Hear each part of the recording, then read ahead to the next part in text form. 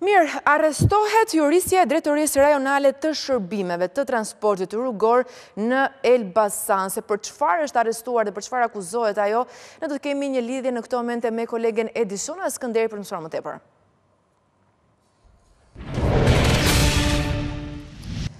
Edisona, të përshëndes, së pari na informo pak se kush është zyrtarja e cila është arrestuar dhe për çfarë akuzohet.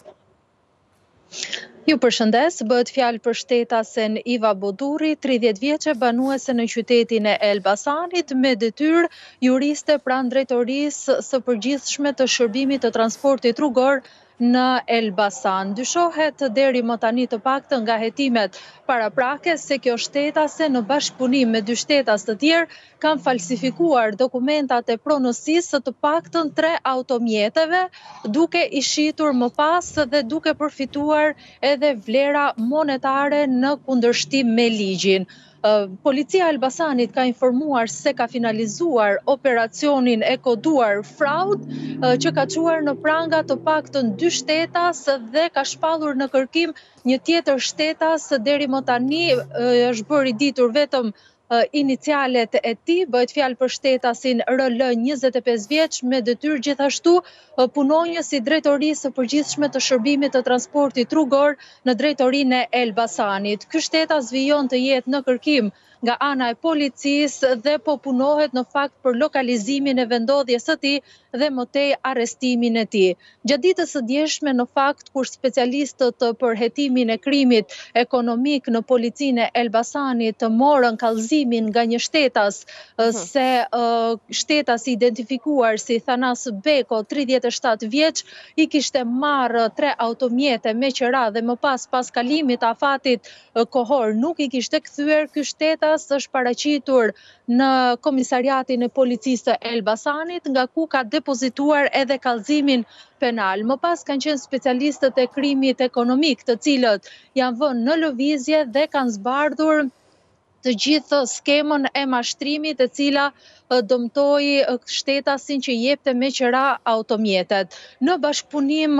juristja e Drejtorisë së Shërbimeve Rrugore dhe punonjësi tjetër i kësaj drejtorie kanë falsifikuar dokumentat e pronësisë të 3 automjeteve, gjithashtu i kanë hequr GPS-in në mënyrë që këto automjete të mos lokalizoheshin nga ana e forcave të policisë dhe i kanë shitur që të 3 automjetet për një vlerë rreth 20.000 euro. Ka qenë shtetasi Thanas Beko, 37 vjeçari, i cili është paraqitur pranë biznesit që jepte automjete me qira dhe ka marrë 3 prej tyre. Më pas, në bashkëpunim me 2 punonjësit e Drejtorisë së Shërbimit të Transportit Rrugor, kanë bërë të mundur falsifikimin e dokumentave të pronësisë dhe më tej i kanë nxjerrë ato në shitje. Nga Drejtoria Rrugore në Elbasan kemi 2 të arrestuar, po thua? Njëri është i arrestuar, shtetësja 30 vjeçare, ndërsa personi tjetër vijon të mbetet në kërkim nga ana e policisë. Edisona,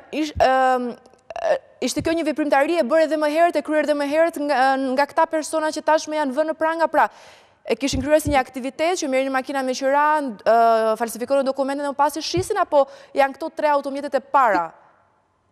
Të paktën zyrtarisht, ky mbetet rasti i parë i hetuar nga ana e specialistëve të policisë së Elbasanit dhe i dokumentuar. Mund të ketë raste të tjera të cilat janë duke u hetuar në fakt nga Prokuroria e Elbasanit, e cila ka marrë tashmë edhe çështjen në fjalë, por që zyrtarisht konfirmuar deri në këto momente kemi vetëm rastin për të cilin jemi duke komunikuar. Pasi tashmë kemi në pranga 2 shtetas, shtetasin 37 vjeçar i cili merrte automjetet me qira dhe shtetasen 30 vjeçare, punonjësen e Drejtorisë së Shërbimeve të Transportit Rrugor në Elbasan dhe të shpallur në kërkim një tjetër shtetas, 25 vjeç, punonjës